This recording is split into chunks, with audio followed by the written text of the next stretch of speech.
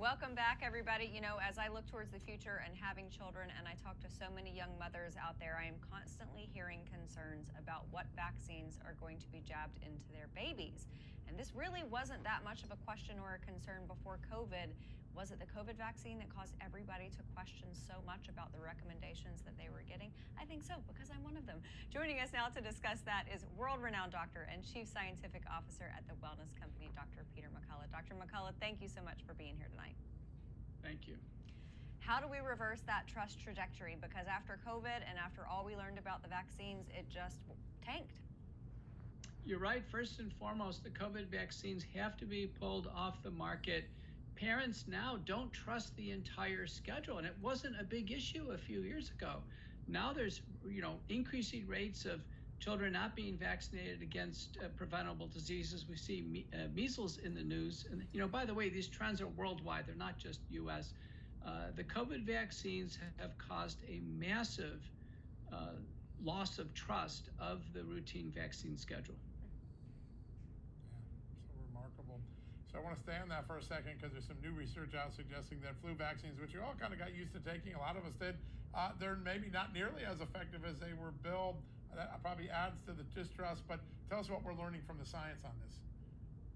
There was a randomized trial a few years ago showing that flu shots made it more likely that you would get the common cold. They kind of backfired. Like many, I took flu shots for over 40 years. And now data from Shretha and colleagues, Cleveland Clinic, 51,000 healthcare workers, they didn't benefit at all from the flu shot. In fact, it backfired. People were more likely to get sick. So, I think the influenza vaccine is going to really have a reduced and narrowed use for those who are at the greatest risk and can derive the benefit. It shouldn't be broadly applied in the population. Dr. McCullough, I want to ask you about ivermectin because it was a huge conversation during COVID, something that has proven to be safe and effective for millions of people across the globe, and yet it was demonized by mainstream media. I'm reading some articles recently that it can be great for a parasite cleanse. Is that true? Ivermectin is used to treat scabies and other parasites. So people who have traveled to regions where they could have ingested parasitic spores certainly can use it. It is safe. It's probably the safest drug we have as a generic drug on the market. It's widely used for SARS-CoV-2 infection. I've used all the drugs. I've used hydroxychloroquine, ivermectin, Paxlovid, molnupiravir, and out of all of them, it's my determination that ivermectin is the most effective. Now some recent data of interest showing that ivermectin may have multiple anti-cancer properties. Clearly, it needs to move into large-scale trials because it's so safe and easily administered. Amazing.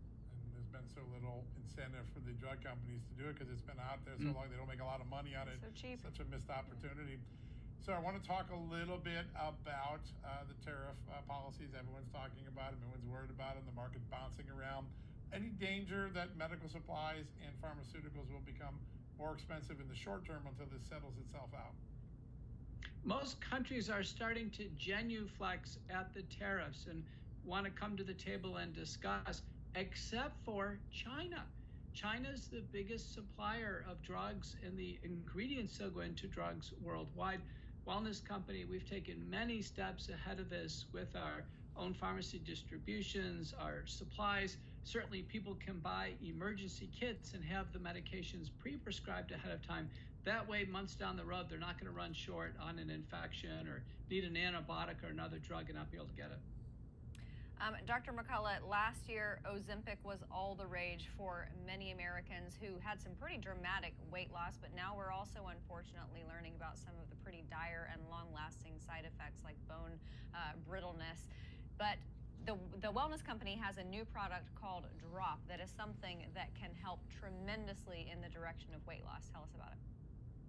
Where this is going is away from the injections, as you point out, that can have serious side effects, to a much safer mode of administration, and that's oral drops. So retatrutide, which is in the formulation Drop, is a triple acting semaglutide-like drug or Ozempic-like drug. It's very effective in terms of supporting patients during their journey with weight loss. It's self-administered, so it can be adjusted. It has really all the benefits of Ozempic without the side effects. And then people get away from these injections and the high cost. So look for Drop at the Wellness Company as a terrific offering for those who are working for support during weight loss. Yeah, you've done so much for twc.health/justnews. You can get so many great discounts there, 10% off because you're such a great partner. One last question, because it happened just a little while ago. Bobby Kennedy continuing to make changes in the health world. Today, he said he will ask the CDC in the next couple of days to stop its recommendation that fluoride be inserted into public drinking water. Your thoughts on where that takes us? Multiple studies show high fluoride concentrations in water linked to lower IQ scores in children. Now, a whole bevy of studies have been reported. Fortunately, most water supply sources in the United States are well below levels of concern. Where I am in Dallas, I checked, we're well below any thresholds of concern. But, fluoride was added to the water years ago because it had about a 25% reduction in dental caries. Now with modern dental care, an analysis done by the Cochrane Group shows only about a 6% benefit of fluoride in the water. So many people feel, as Kennedy does, why risk it? The era for water fluoridation is over with, and I think we'll all be better off. There is some baseline fluoride in all groundwater, but we don't need to add any more to it. Yeah, and we've had dentists on the show who talk about how applied topically, fluoride is better for you anyway. It actually does the anti-cavity better than ingesting it. Everybody, go to twc.health/justnews. Again, you're going to get a 10% discount on all of those amazing products, especially like the ones that we just described.